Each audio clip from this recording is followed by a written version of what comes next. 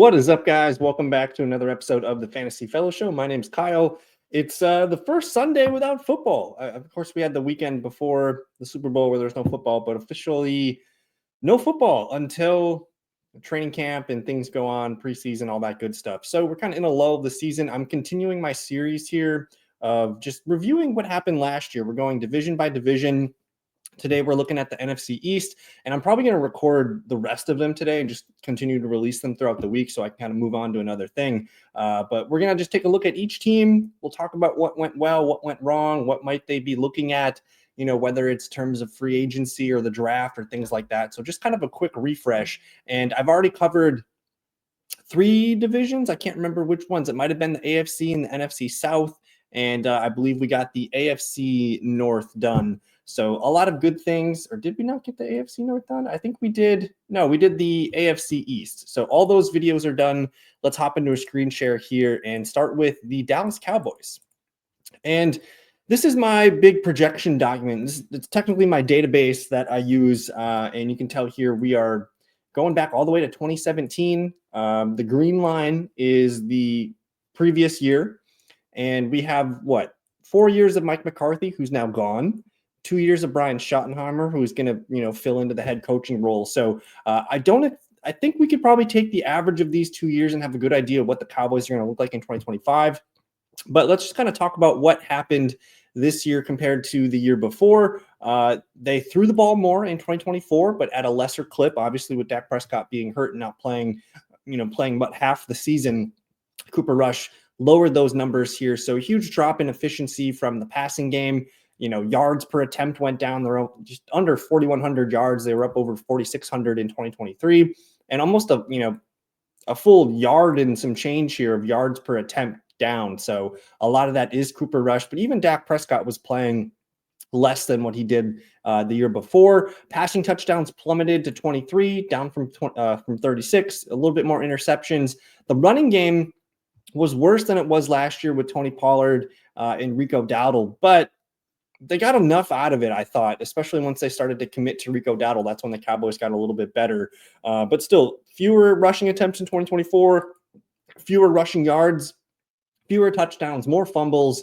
Just everything was not as good. Down to 7 wins, down from 12 and 12. They went 12-5 for 3 straight years under McCarthy. So I'm a little disappointed that they let him go. I get it.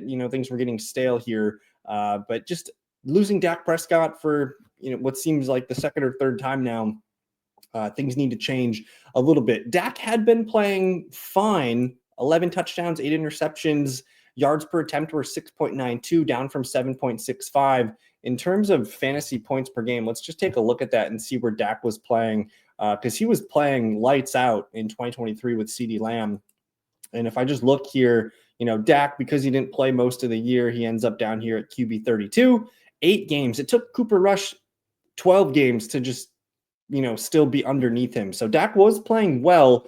I'm seeing about 14.6 fantasy points per game. If I just look at that here and remove Jimmy Garoppolo, move Milton, Josh Dobbs, and Mariota, I think you're looking at Dak, he would have been a QB2. He was not playing very well, though. If we just look at his individual numbers here, 11, 12, the 29's nice, 16 and 16. That's what his average should be at. And then just really couldn't get over the hump. So if you drafted Dak, you had 1 good game, 2 okay games.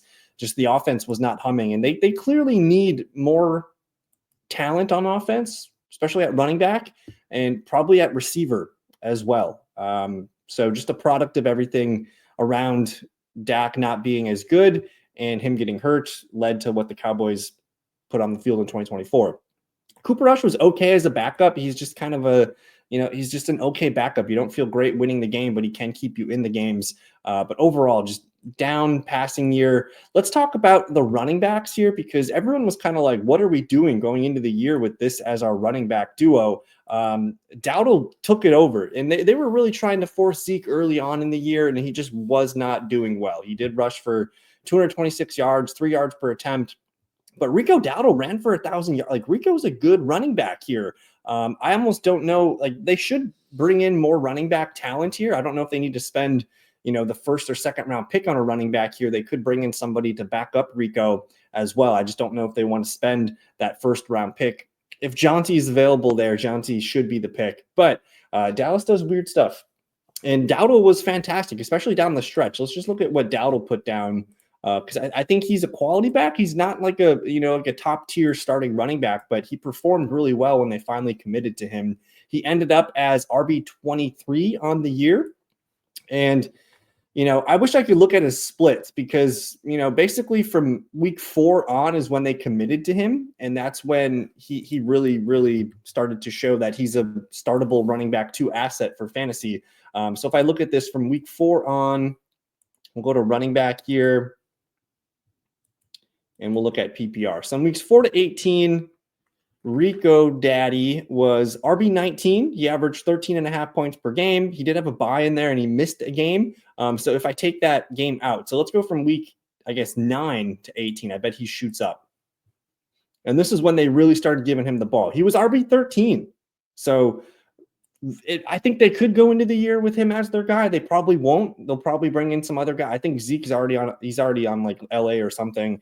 But none of these guys should be on the roster. Maybe Lepke stays, but Deuce Vaughn probably time to go. Let's see if we can get Rico Dowdle some competition, or if they can get Jonty and make Rico Dowdle the RB2. I think you're feeling really good about the Cowboys. But again, it took a while for them to get the running game going. But you can see down the stretch here, man, like 86, 112, 131, 149. A bad game against Tampa Bay, but 104 and 72. Like he was running, and they finally, you can see here, look, the win. Like the Cowboys were winning games when Rico Dowdle was running the ball, even when he wasn't running the ball against Tampa. So he's an interesting guy. But again, I project them to bring in some help there at running back. The receivers, it was CeeDee Lamb stepping back a little bit here, and a lot of that was to do with the transition from Dak to Cooper Rush. But even before Dak goes down, CeeDee wasn't playing like he was in 2023. He still winds up as wide receiver 8, but if you drafted him, you were disappointed. Coming off of a 23.8 fantasy season in 2023, back down to 17.6. Like if that's a bad season from CeeDee, we should be excited, and he's probably going to be more somewhere in between these numbers for 2025. But for a guy that, missed a couple games, he really only had one or two slop. Like he had the one slop game here against San Francisco, but just nothing else that made you like feel really, really good. He played well here down the stretch, 21, 26, and 17. But he misses the fantasy championship and gets shut down. So if you took Lamb, you probably were disappointed, but I'm willing to buy back in on him in 2025. And then what do we do here? What are we doing here at wide receiver 2? We're trying Tolbert, who looks like he can be a guy that can stick around.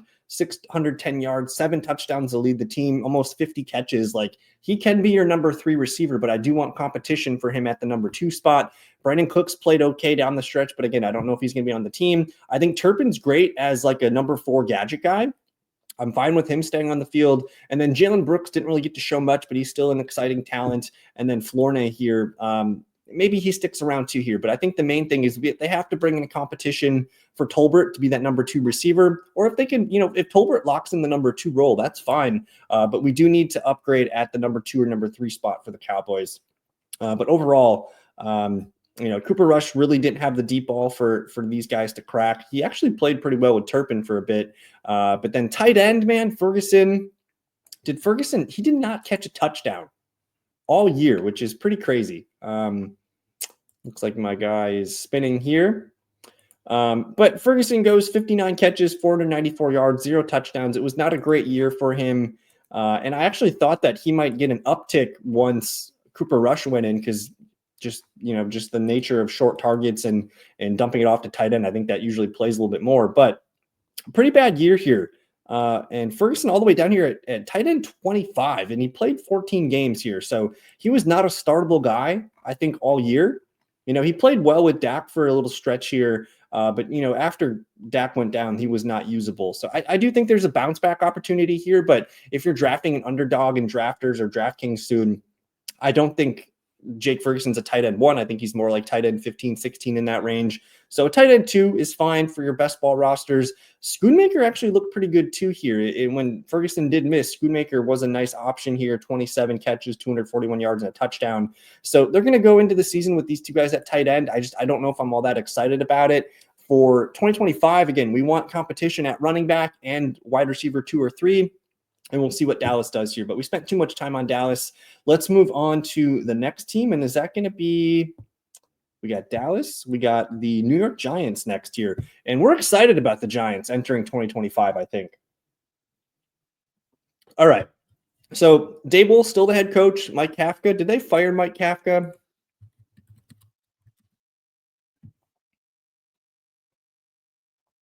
So he's still the OC for the Giants here. So they're giving it one more year, which I think is the right situation because I still think Daboll can coach.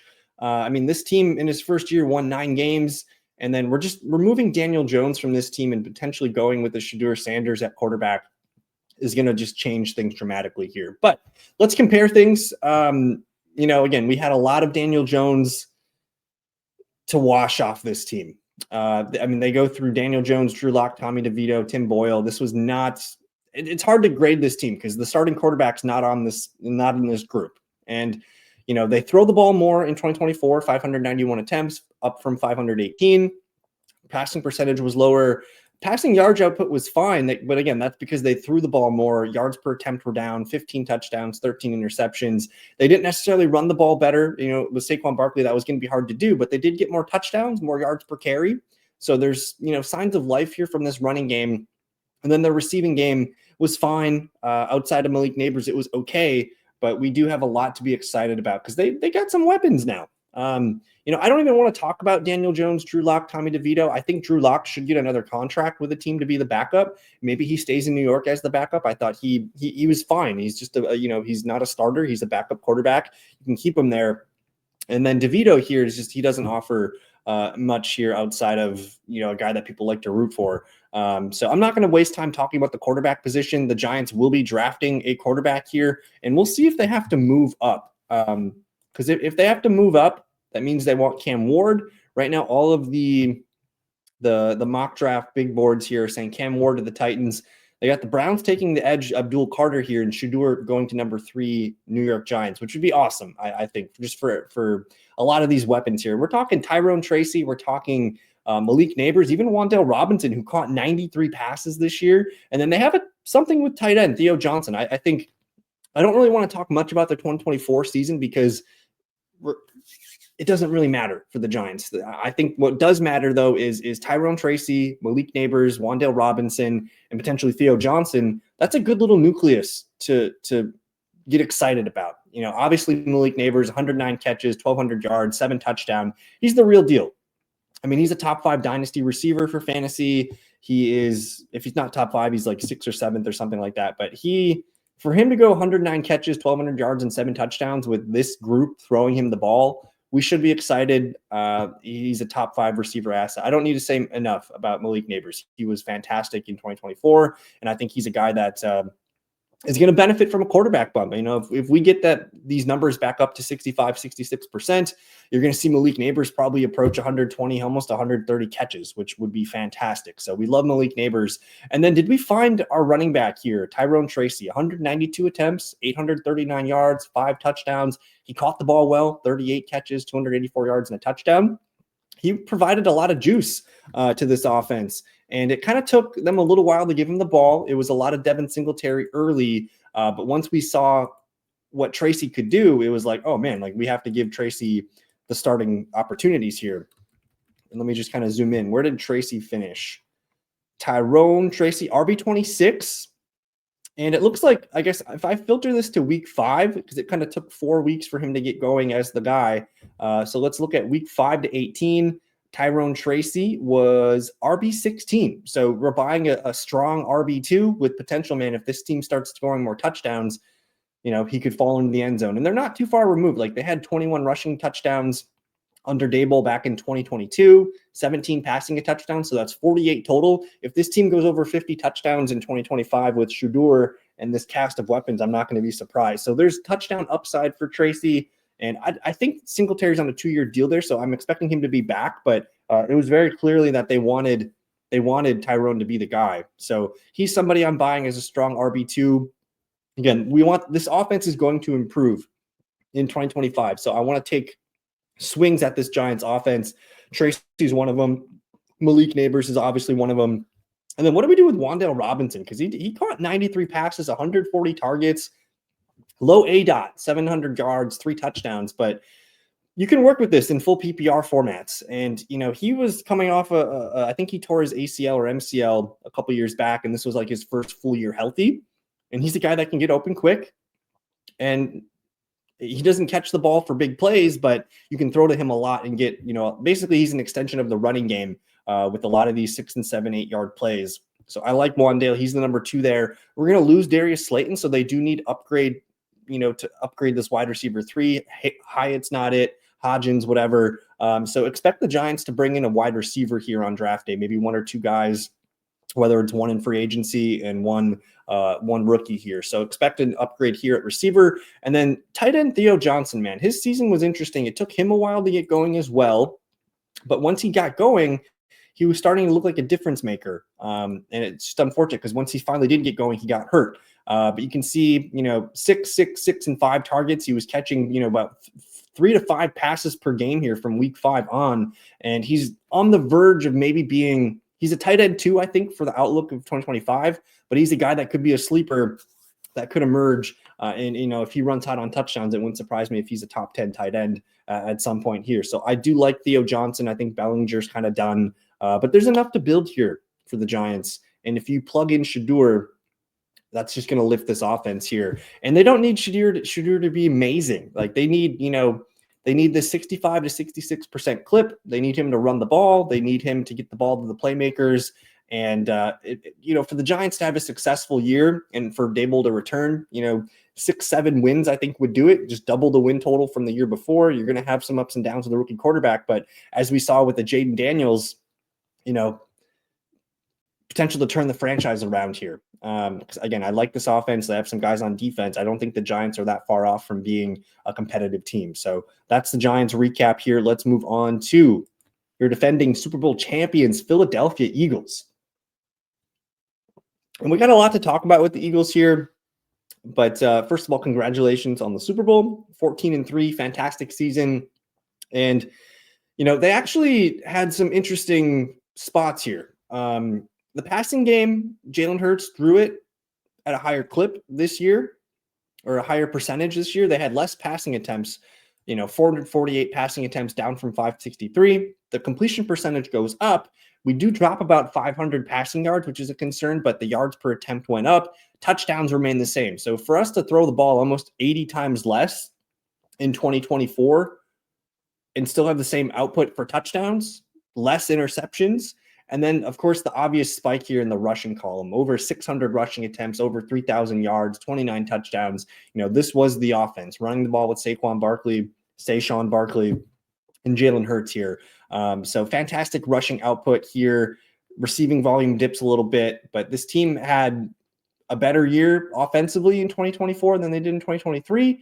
Ran almost the same amount of plays, more yards, more touchdowns. It was a fantastic year all around for the Philadelphia Eagles, and it ends up in a Super Bowl victory. We do lose Kellen Moore, which I thought this was a big growing step for Kellen Moore. Like he was a passing guy, and he comes to Philadelphia, and he established the run with Saquon, and he took his shots with Jalen Hurts and stuff downfield.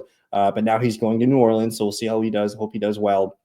But let's talk about this for a little bit. Jalen Hurts, not the best passing numbers, but again, 68.7% per completion percentage. That's up from 65 in 2023, up from 66 in 2022, and then 61% back in 2021. So steady growth from him, getting better as a passer. I kind of want more volume. I don't think Saquon Barkley is going to be able to handle 340 carries in 2025. He could, but I don't think you can't expect the same. That's just not fair to expect another 2,000 yards in this massive workload here. So I would expect Jalen Hurts to probably bounce back as a passer in 2025. Rushing numbers are still there. That's kind of what he does, just 150 attempts, 600 yards, and just another 14 touchdowns. He had 14, 15, 13. He's just going to get double-digit touchdowns every year. So you can hang your hat on that. Fantastic year from Jalen Hurts. But again, I want to see a little bit more passing from this team here. But again, it worked with Saquon. Who am I to argue? And I don't even need to talk about Saquon, do we? I like the backups here. Gainwell and Shipley, they did fine. But this was obviously Saquon Barkley's team. in 2024. He was the reason why it went as well as it did. And honestly, he left some meat on the table. I think if you run the ball 345 times, he should have had more touchdowns. But obviously with the tush push, that's going to steal some from you. So we could have had a massive 20-some plus touchdown season out of Barkley. I do wish they would throw the ball more to him because he's still got that. Only 2 catches per game. If that can be up to 3, I think that'd be really, really smart for them to do that. But we don't need to spend time talking about the running backs. Receiver. We're obviously led by A.J. Brown and Devonta Smith. The Jahan Dotson experiment didn't really pan out. So we do need to find a number 3 wide receiver. And I think that's what could potentially unlock Jalen Hurts in the passing game, is getting a guy that can get open consistently and be closer to A.J. Brown and Devonta Smith than Jahan Dotson was. And they tried a lot of guys here. Aeneas Smith, Johnny Wilson, Britton Covey, Paris Campbell, John Ross. Jahan Dotson's the best of them, but we do need to find someone to come in and compete with Dotson. I don't know if Dotson's with the team in 2025, but I think this is the one spot where the Eagles can go in and say, we need to find a veteran or draft a guy that could be the number 3 receiver. A.J. Brown's not getting any younger. Still like A.J. Brown and Devonta Smith a lot for 2025, but though, A.J. Brown's going to be a wide receiver 1 for fantasy. Devonta Smith's going to be a wide receiver 2. It's frustrating because they have these polar games where, they're just not involved a lot. And as the weather gets colder, this team's going to run the ball. So you do have to be leery of that. If anything happens, if Devonta Smith goes down and A.J. Brown's the last guy standing, he's going to have a massive year. And same thing the other way. So we're still targeting A.J. Brown, Devonta Smith, but we need help at number 3. And then Dallas Goedert, man, he's such a good tight end, but he just can't stay healthy. That's one of his biggest issues, is just staying on the field for 17 games. When he's out there, he looked really good down the stretch. And I think one of these years he's going to have a breakout year where he just catches, 60, 70 passes and catches 7, 8 touchdowns. But unless he changes something and can stay healthy, he's going to continue to be a frustrating tight end that is more of like a fringe tight end 1. And you can start him when you got him, but he's going to end up missing some time at some point. And then I don't think Calcaterra, Jack Stoll, Day Jenkins, none of these guys are enough where Goddard goes down. Like Calcaterra, we're not going to be starting him. There's just not enough passing volume in this offense for us to get excited about a backup tight end. So I think for now, Goddard can be your tight end 2 in best ball. You're drafting A.J. Brown, Devonta Smith. You're drafting Saquon, and you're drafting Hurts. Like it's kind of a rinse repeat here. This team is so consolidated. It's pretty easy to predict. So 2025, we're going to be back into the Eagles. And I just actually want to see if you guys want to look up the ADP for best ball right now. I do have them on the fantasyfellowship.com. Let's just click on underdog here. And I'm going to type in, let's type in Philadelphia. So Saquon's going 2nd overall, A.J. Brown, middle of round 2. Devonta Smith, you can get him in the 4th round, middle of the 4th round. Jalen Hurts also lurking in the 4th round. And then a huge drop off to Dallas Goedert in the 100s here. So again, we need another player to emerge here, I think, to help Jalen Hurts. That could be the number 3 receiver. So there you go, your champion Philadelphia Eagles. And we're going to finish up here with the Washington Commanders. And again, I usually like to compare the last 2 years, but there's really nothing to compare. This team was completely different under Jaden Daniels, new head coach, new offensive coordinator. And let's just talk about it. This is one of the best rookie seasons you're going to see from a quarterback. Jaden Daniels completes it at almost 69%. He took care of the football, 25 touchdowns, 9 interceptions, didn't lose a fumble all year. 148 rushing attempts, almost 900 yards, 6 touchdowns. This is a top 5 quarterback for fantasy football. And maybe we should start with this here. Let's take a look at the Commanders here. You're drafting Terry McLaurin 25th, Jaden Daniels 38th. And this is the big issue here. The one thing the Commanders need to focus on is keeping talent or bringing talent to this offense, because Brian Robinson Jr. is fine. Zach Ertz is a little bit older. Austin Eckler's older. We don't have much for backup receivers. Diami Brown and Noah Brown played fine in spurts. I'd like to see more Ben Sinnott in 2025, but we need help. Jaden Daniels needs a number 2, number 3 receiver. We need a running back. We have a lot of talent to plug into this offense yet. So despite all this, the fact that he played as well as he did should be exciting. So I'm willing to pay up for these prices on Jaden Daniels here, 38th, QB3. I think you take him. I think you take him and know that Washington's going to, whether it's bringing a veteran in at receiver drafting a running back. Like, they're going to make this offense better in 2025. And sure, some things are going to come down. Like, this 69% completion percentage could come down. But with that being said, like, maybe his yards per attempt go up. Maybe he gets more comfortable as a passer. Maybe his rushing totals go up. I think I want to be in on Jaden Daniels in 2025 very heavily. And this running game needs work. Jaden Daniels was the running game. He led the team in rushing, led them in yards per carry. Now, Brian Robinson continues to be a good rusher. He can catch the ball, but to me, he's just kind of like an average level running back. He doesn't hurt you, but he doesn't really help you in a ton of things. And Eckler actually looked really good last year in spurts. He was a fantastic receiver out of the backfield, over 10 yards per catch. Ran the ball well. He 4.77 yards per carry, 4 rushing touchdowns. I think Eckler's still fine in this secondary role, but bringing in somebody to maybe compete with Brian Robinson makes sense. I still like Chris Rodriguez down here, who looked good in spurts, but adding another running back here I think makes sense. At receiver, it was all Terry McLaurin, 117 targets, 82 catches, almost 1,100 yards, and 13 touchdowns. Like, those touchdowns are coming down in 2025, but 8, 9, 10 touchdowns, I think, is easily repeatable for Terry McLaurin.